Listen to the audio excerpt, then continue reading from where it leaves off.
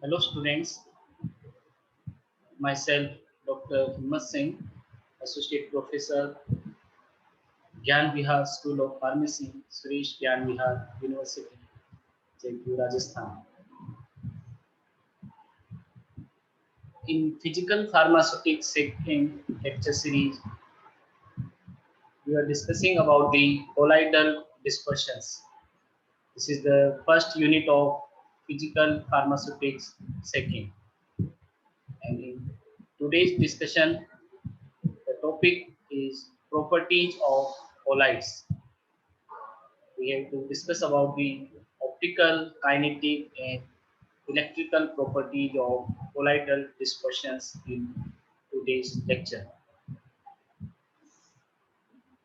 So the objectives of today's lecture first to study about the various properties of colloidal dispersion, kinetic properties, electrical properties, and example of each properties. Then after the study of today's lecture, the student will be able to know about the various types of colloidal properties like optical, kinetic, electrical, and then they can give the examples of each and every properties with their applications. Now, as you already know, colloidal dispersion system is a very important type of dispersion system where the dispersed phase having the particulate matter in the range of 1 nanometer to 0.5 micrometer. The dispersed phase particulate matter size is more than the molecular dispersion, whereas less than the coarse dispersions. And when we go through the different characteristics of colloidal dispersions, as we discussed in last lecture, we can find that the colloids having different specific properties. And when we classify these colloidal dispersion system, there are three major classes like lyophilic colloids, lyophobic colloids, and association colloids. Now, after the discussion of colloidal dispersion, in today's lecture, we have to discuss about the properties of colloidal dispersions. So we can categorize the colloidal properties or properties of colloidal dispersion systems in three major parts. First part is optical properties. Examples of optical properties are Faraday-Tyndall effect, light scattering, electron microscopy, etc. The second type of properties of colloids are kinetic type of properties. Kinetic properties occurs due to the motion or movement. They are classified into three types. One is thermally induced, like Brownian movement, diffusion, osmosis, etc. In second class of kinetic properties, gravitationally induced kinetic properties. Example is given is sedimentation. And third type of kinetic property, this is the applied externally, which is rheology or viscosity. Third class of properties of colloid is electrical type of properties or electric properties of colloidal dispersions. So electrical properties are classified or divided into these specific parameters like electrical double layer, formation of electrical double layer, then zeta potential, nast potential, electrophoresis, electroosmosis, sedimentation potential, and streaming potential.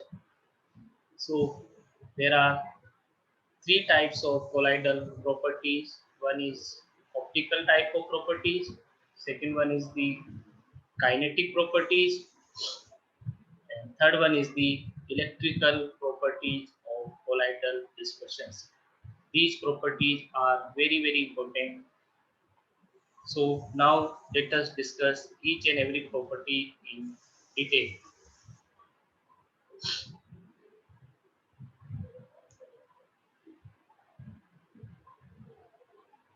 First one is the optical properties of colloidal dispersion system. So optical properties, the first example is given here. This is the Faraday-Tyndall effect. So now what is Faraday-Tyndall effect? You can go through the slides. You can see here. This is the Faraday-Tyndall effect. Picture is showing. So what is Faraday-Tyndall effect and what is significance and what are the different examples of Faraday-Tyndall effect? So when a strong beam of light is passed through a colloidal soul, the path of the light is illuminated. A visible cone is formed. So you can see in this picture, when a strong beam of light is passed through a colloidal dispersion system, the light is, some of the light can be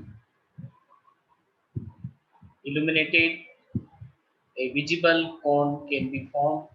This visible cone is known as Tyndall cone. And this effect is known as Faraday-Tyndall effect. So when a strong beam of light is passed through a colloidal dispersion system, a visible cone is formed. This is known as Tyndall cone. And the effect is known as Faraday-Tyndall effect. So unlike solutions, colloidal suspensions, colloidal dispersions exhibit light scattering. Tyndall effect can be shown by the purple gold sol, copper sulfate solution, iron hydroxide colloid. So you can go through the different solutions and you can find that the colloidal sol can illuminate or can scatter the passing light. This phenomena resulting from the scattering of light by the colloidal particles.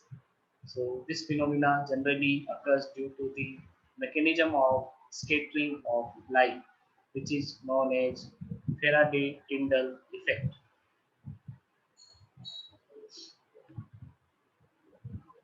So the same effect is noticed when a beam of sunlight enters into a dark room through a slit,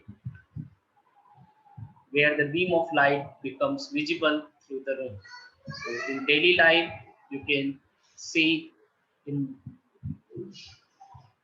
daily life example, you can see the same when a beam of sunlight enters a dark room through a slit, when the beam of light becomes visible through the room.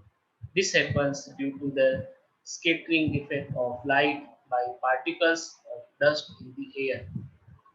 Due to the scattering of light by particles of dust in the air, a visible cone or visible light can be seen through the room. So this is the optical property of colloidal dispersion system, and the sky having the blue color due to the scattering of light. So this is the very common natural example of scattering of light by the atmospheric particles, and they can show the blue color of sky.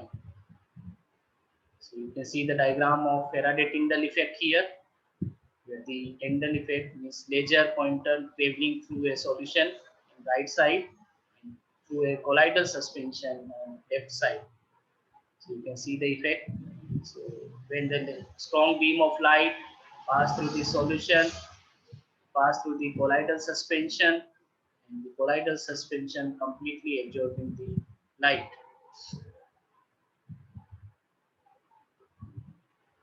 So when the strong beam of light is passed through a colloidal source, the light is illuminated or path of the light is illuminated. This is known as Faraday-Tyndall effect. And the visible cone, which is formed due to the scattering of light, is known as Tyndall cone.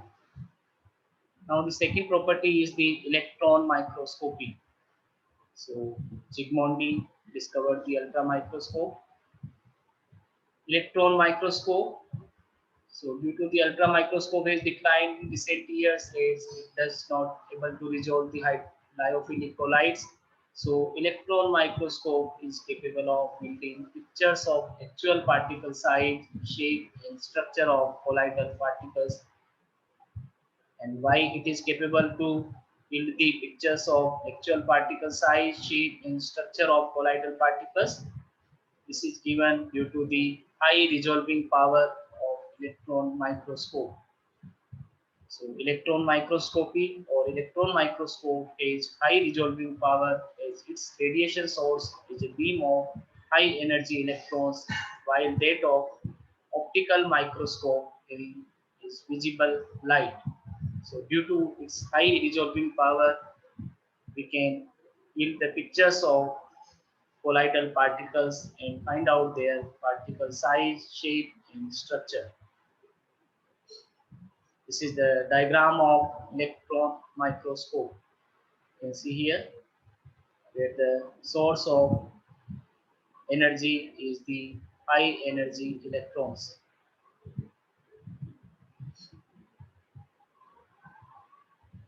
Now, in third part of optical properties of colloidal dispersion, this is known as light scattering. So it depends on the Tyndall effect, as we discussed.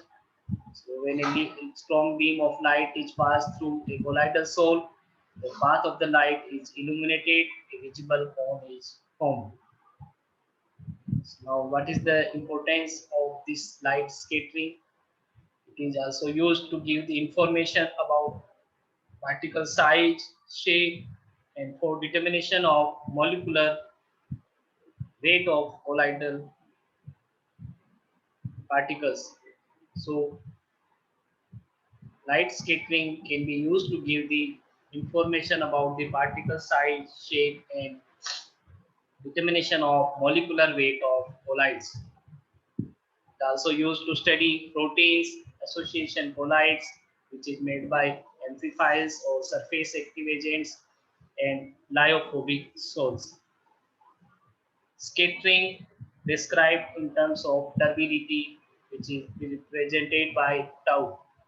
Now, what is turbidity? So the fractional decrease in intensity due to scattering as the incident light passes through 1 centimeter of solution. It is known as turbidity. So, what turbidity is proportional to the molecular weight of lyophilic colloid. So, this is the fractional decrease in the intensity due to the scattering of the light, because the incident light passed through the 1 centimeter of the solution. And when we determine the turbidity, we can calculate the molecular weight of the colloidal dispersion. The mathematical formula is given here. Hc by T equal to 1 by F plus 2 Bc, where T is the turbidity of solution, C is the concentration of solute in gram per cubic centimeter or gram per ml of solution, M is the molecular weight, B is the interaction constant, H is the constant for a particular system. So by this we can calculate the molecular weight of particular colloid. So these are all about the optical properties of colloidal dispersion system, which is based on the scattering of light due to colloidal particles. Second one is the very important properties. This is known as kinetic properties of colloidal dispersions. Kinetic properties of colloidal dispersions occurs due to the motion or movement of the particles with respect to the dispersion medium. Due to the motion or due to the movement of the colloidal particles or dispersed phase particulate matter with respect to the dispersion medium, different type of kinetic properties can be seen. These type of properties are divided into three parts. One is the thermally induced kinetic properties. The examples are Brownian movement, diffusion, osmosis, etc. Second type of kinetic properties are gravitationally induced kinetic properties, and very common example of gravitationally induced kinetic property which can be seen in case of suspension. This is the sedimentation property. And third one is the applied externally. The example of this type of kinetic properties is rheology or viscosity of different substances. It is the resistance to flow. Now, when we go through the details regarding the kinetic properties of colloids, first we have to take the Brownian motion or Brownian movement. In simple words, the Brownian movement is known as zigzag movement, zigzag motion, or random motion or random movement. Now, what is Brownian movement and what is the effect of this property? So the zigzag movement of colloidal particles continuously and randomly can be seen. This Brownian motion arises or develops due to the uneven distribution of the collisions between colloid particles and the solvent molecules. So what is the region of Brownian movement? So you can see, you can read it. This Brownian motion or movement develops due to the uneven distribution of the collisions between colloid particles and the dispersion medium or solvent molecules. Brownian movement was more rapid for smaller particles, and it was studied for different type of smaller and larger particles. Brownian movement was more rapid for smaller type of particles. You can see the picture here where the solvent molecules and colloid particles are showing. In above picture, there is a continuous and random movement or zigzag movement of colloidal particles can be seen. Brownian motion, it decreases with increase the viscosity of the medium. Once we increase the viscosity of the medium by the viscosity imparting agent, the movement or Brownian motion can be decreased. The second important kinetic property is known as diffusion. So particles diffuse spontaneously from a region of higher concentration to one of lower concentration. This is the mass transfer phenomena where the mass can be transferred from higher concentration to one of lower concentration. And this process can be continued until the concentration of the system is uniform throughout. The driving force for diffusion phenomena is concentration gradient. So diffusion is a direct result of Brownian motion. Very important law which is related with the diffusion. This is known as Fick's first law. Fick's first law used to describe the diffusion. So what is Fick's first law states? So the amount of dq of substance diffusing in time dt across a plane of area A is directly proportional to the change of concentration dc with distance traveled dx. So Fick's first law states that the rate of diffusion is directly proportional to the concentration gradient. And the driving force, as I told you, for diffusion mechanism where the mass can be transferred from higher concentration to lower concentration.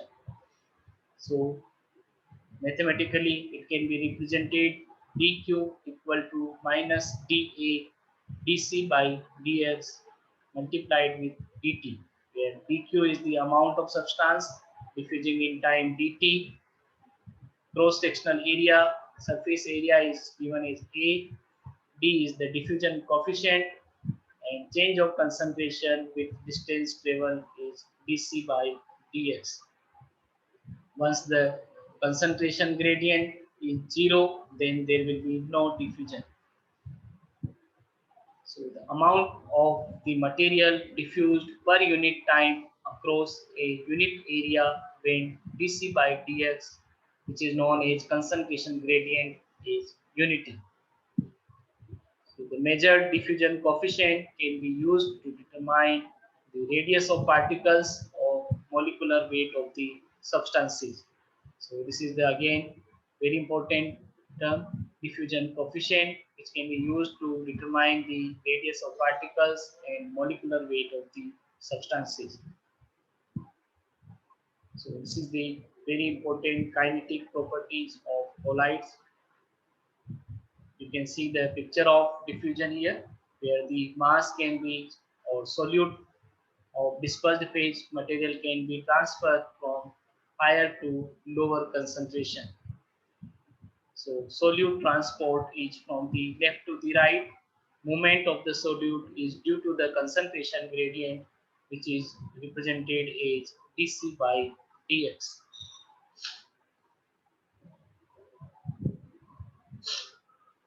The next property of kinetic category is the osmotic pressure. Osmotic pressure, which is related with the osmosis. Again, it is a mass transfer phenomena where the mass can be transferred from one compartment to another, but through the semi-permeable membrane. And very important equation which is related with the osmotic pressure, this is known as Van Hoff equation.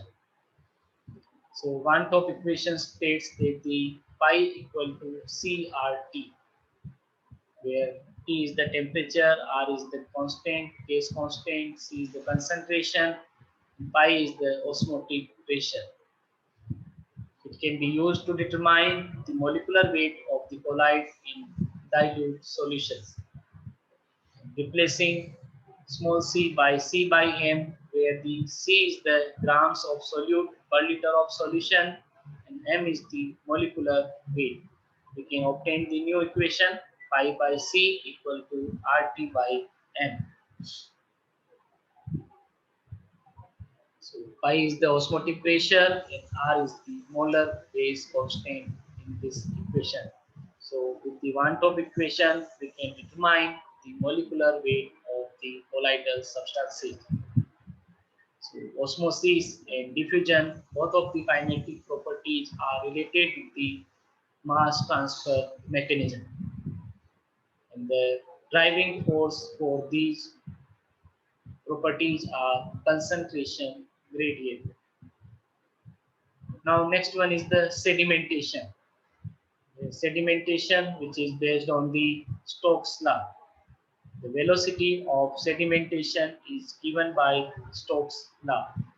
What it states, so V equal to D square rho I minus rho E multiplied with G divided by 18 eta, where V is the velocity or rate of sedimentation, D is the size or diameter of particles, rho is the density of internal phase and external phase, means density difference between the dispersed phase and dispersion medium. G is the gravitational constant, and eta is the viscosity of the medium. So Stokes law is very important. It also describes the factors affecting velocity or rate of sedimentation. By this equation, we can easily understand that the rate of sedimentation or velocity of sedimentation is inversely proportional to the viscosity of dispersion medium, whereas it is directly proportional to the size of the particulate matter and density difference between the dispersed phase and dispersion medium. So by controlling these parameters, we can control the velocity of sedimentation and rate of sedimentation. You can see the diagram here. This is the process of sedimentation. A small particle size less than 0.5 micrometer Brownian motion is significant and tend to prevent its sedimentation due to gravity and promote the mixing state. So we can use an ultra centrifuge which provide stronger force, so promote sedimentation in a measurable manner. This is the diagram of sedimentation where you can see the particles can be settled down under the force of gravity. Next one is the viscosity. So viscosity is the resistance to flow of system under an applied stress. The more viscous a liquid, the greater the applied force required to make it flow at a particular rate. So viscosity, which is also known as rheology, which simply defined is the resistance to flow of system under an applied stress. And when we compare the different liquids, more resistance to flow, it will provide the more viscosity of that substance. So the more viscous a liquid, the greater will be the applied force required to make it flow at a particular rate. The viscosity of colloidal dispersion is affected by the shape of particles of the dispersed phase. This statement can be proven by different examples like spherocolloids, where the dispersions of low viscosity, and where the particle shape is changed, then the linear particles show the more viscous dispersions. So viscosity of colloidal dispersion is also affected by the shape of the particles of the dispersed phase. Einstein described an equation of flow of dilute dispersions of spherical particle where it can be written like this: eta equal to eta 0 1 plus 2.55, where eta 0 is the viscosity of dispersion medium and eta is the viscosity of dispersion when the volume fraction of colloidal particle present is 5. Okay. So the unit of viscosity is poise or centipoise. We can express the viscosity in terms of resistance to flow. More resistance to flow, it will more provide the more viscosity of a particular dispersion. Now, after the discussion of optical and kinetic properties of colloidal dispersion, now let us come to electrical properties of colloidal dispersions. Electrical properties, although it is very broad topic, just we have to divide into simple parameters like the Nernst potential, zeta potential, electrophoresis, electroosmosis, sedimentation potential, and streaming potential. So electrical properties of colloids. Particles of a colloidal solutions are electrically charged and carry the same type of charge, either negative or positive. The charge can be arise due to the adsorption mechanism, due to selective ionization mechanism, or due to the difference in dielectric constant of different phases. So the colloidal particles therefore repel each other and do not cluster together to settle down. The charge on colloidal particles arises because of the dissociation of the molecular electrolyte on the surface, like As2S3 arsenic sulfide has a negative charge. During preparation of colloidal As2S3, H2S gas hydrogen sulfide is absorbed on the surface and dissociate to H plus lost to the medium and sulfide remain on the surface of colloid. So how charge arises? So there are three mechanisms due to selective adsorption of a particular ion. Second one is the ionization. Then third one is the difference in dielectric constant. So these are the three mechanisms which are responsible for development of charge on surface or interface. So iron hydroxide is positively charged due to the self-dissociation and loss of OH minus ion to the medium, so they can become FeOH3 Fe plus 3. So these are the electrical properties of colloidal dispersion systems. Now, first of all, we have to see the electrical double layer. So how it is formed. So electrical double layer is very important. So how can it form? Now let us see here. So by this diagram, it is known as electrical double layer by because it is combination of two layers. One is the diffuse layer, another one is the tightly bound layer. So when we assume that if a surface is in contact with an electrolyte solution and the nature of the surface is like that they can selectively absorb a particular type of ions, whether it may be negatively charged ions or positively charged ions. So for example, if the surface absorb positively charged ion on their surface, they can be known as potential determining ion. So all the ions which are absorbed on the surface or interface, they are known as potential determining ion. And near to potential determining ion, the another type of ions which having the oppositely charged, whether it may be negative or positive, depending on the charge which is absorbed on the surface. So if the negatively charged ions are absorbed on the surface, the competitor ions will be positively charged or counter ions will be positively charged. But if the surface is absorbed positively charged ions, then negatively charged ions will be made the counter ions. So near to the surface, there is a layer of counter ions which is known as compact layer or tightly bound layer. And tightly bound layer, after the tightly bound layer, there is a random distribution of positively and negatively charged ions.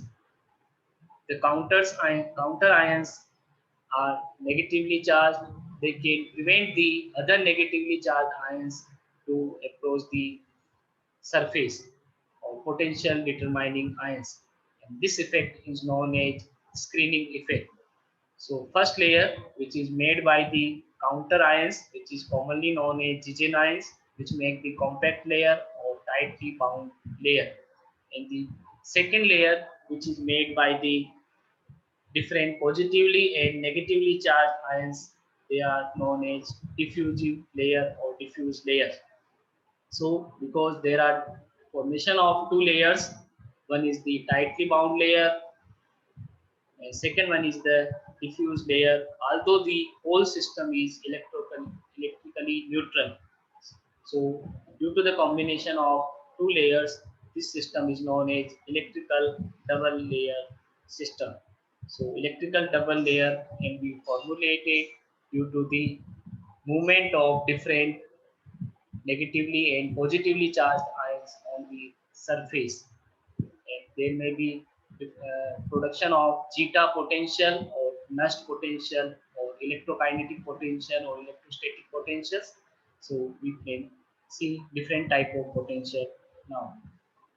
So what is nust potential? So the difference in electric potential between the actual or true surface of the particle and the electron-neutral region is referred to as the surface or electrothermodynamic potential. So potential difference between the actual surface and the electron-neutral region is referred as the electrothermodynamic potential, or it is also known as nust potential. Second one is the zeta potential. So zeta potential is the electrical potential at the slipping plane. This plane is the interface which separates mobile fluid from fluid that remains attached to the surface. Zeta potential is scientifically known as electrokinetic potential. So it is the very important term in colloidal dispersions. It is the potential difference between the tightly bound layer to the electron-neutral region of the system. So it is also known as electrokinetic potential in colloidal dispersions. What is the significance of zeta potential? It is related with the stability of different dispersion system because It governs the degree of repulsion between adjacent, similarly charged, solid dispersed particles. So zeta potential, if the zeta potential value is less, then there will be the raised repulsion. And if the zeta potential will be the high, there will be the more repulsion. So it regulates or it governs the degree of repulsion. When the zeta potential value decreases it to a appreciably extent, then the degree of repulsion will also decrease. And degree of repulsion is decreased, then there will be the another opposite term, which is the attraction between the particles will be increased. And due to the attraction of different particles, the particles will make loose aggregates, and these aggregates are known as flocks in a suspension system. And if the system is flocculated, then it will be more stable compared to other suspensions. So zeta potential having the very important role in the stability of suspension type of dispersion system. It governs the degree of repulsion between the adjacent similarly charged solid dispersed particles.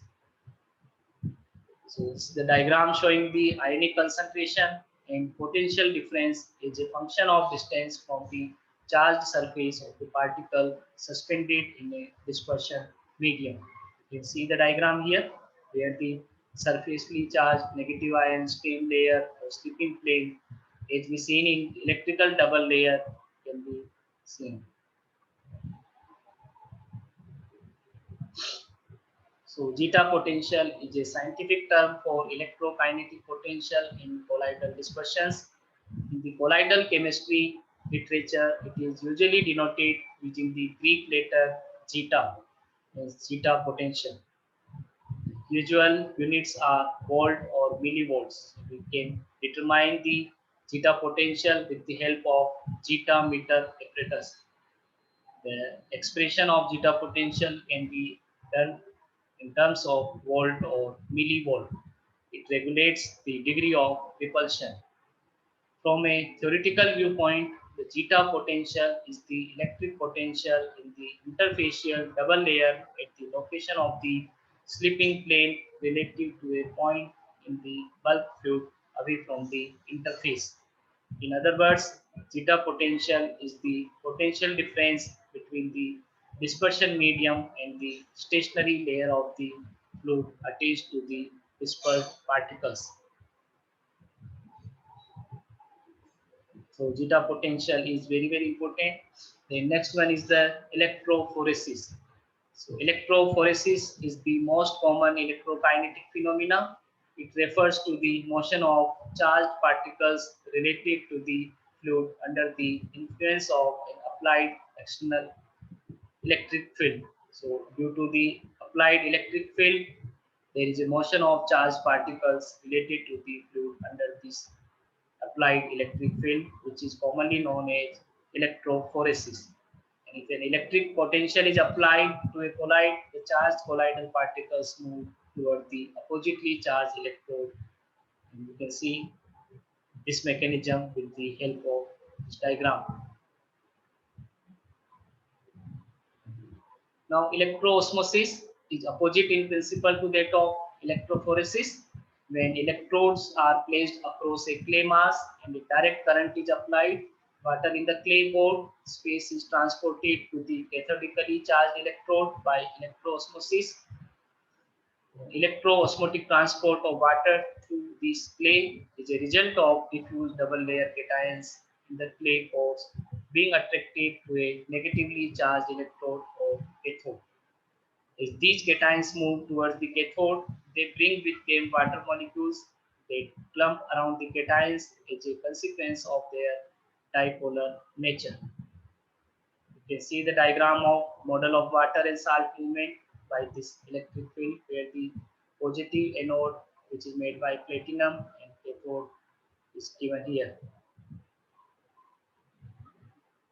Now next one is the sedimentation potential. So sedimentation potential, it is related with the sedimentation process as we discussed in kinetic properties. It is commonly known as Donen effect.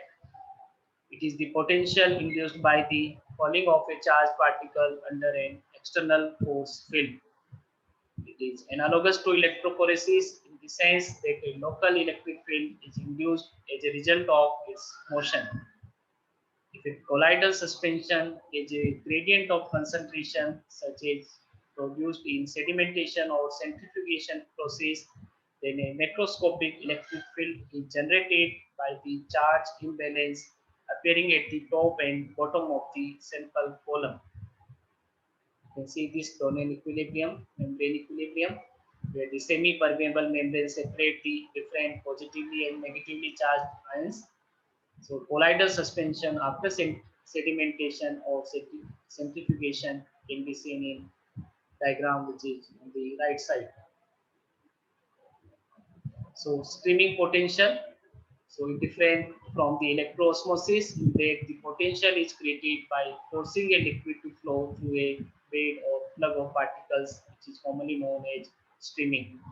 So these are the different electrical properties of colloidal dispersions. So before going to the different references, we have to attend the quiz. So after the study of today's lecture, I think students may be able to give the answers of these questions. So some of the questions are multiple choice type of questions given here, and some of the questions are short answer type of questions. So I'm reading with some questions. Question number 1. This is the scattering of light from colloidal particles is due to the Faraday-Tyndall effect, Van 't Hoff factor, Van 't Hoff dispersion, and zeta potential. So as we discussed in our today's lecture, scattering of light from colloidal particles is known as ABCD. The second question is who invented ultra microscope? Zygmundi, Faraday, Tyndall, or third question is given here. Next question is zeta potential used in colloids for, as I already discussed, knowing particle size, knowing particle shape, determination of stability, knowing thickness of solution. As I told you, zeta potential governs the degree of repulsion. It is very important regarding the suspensions. Next question is given here. Following is the movement of charged surfaces with corresponding ions in water in the stationary liquid induced by an external field. Options are given here: colloidal suspensions, the emulsion, sedimentation potential, or electrophoresis. So, movement of charged surface with the corresponding ions and water in the stationary liquid induced by an external field is known as which type of process? These are the four options you can select based on today's lecture. Next one is the potential difference developed when particles settle under the influence of gravity is called as streaming potential, sedimentation potential, oxidation potential, or reduction potential. So I hope you may be able to give the answers of these questions. Now these are the short answer type simple questions for your quiz. What do you mean by electrical double layer? Then what is define viscosity? Now what is the application of Faraday-Tyndall effect? Why the color of sky is blue? And what are amphifiles? So these are the different questions. So I hope after reading or after going through the today's lecture, the student may be able to answer all these type of questions. So okay, thank you. Thanks a lot.